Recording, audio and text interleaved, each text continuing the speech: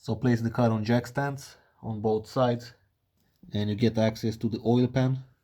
Here is the 13mm drain bolt, and as you can see we've got a lot of oil leaks here, and it's coming from between the oil pan and the engine block. First we need to drain the oil, so take a 13mm,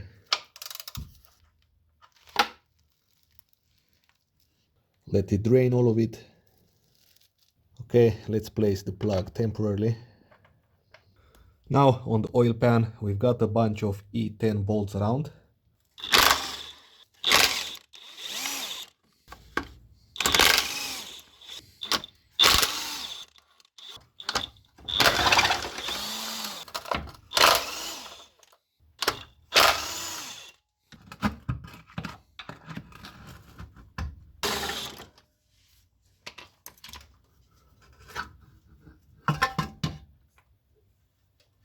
So you're gonna need an adapter like 6-7 centimeters, and then the oil pump will come out.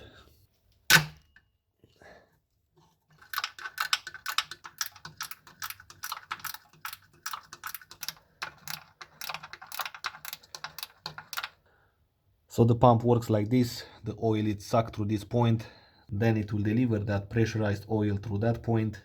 Obviously the pump is powered from the crankshaft through this chain, and as you can see was held on by 3 bolts, 2 here and 1 here.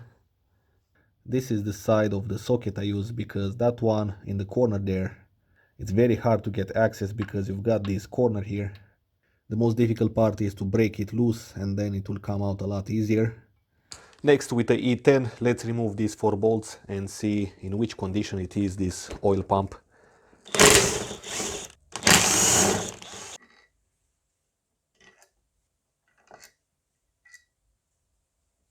Okay, so now make sure that the pump moves freely and inspect for any type of slack or weird sound.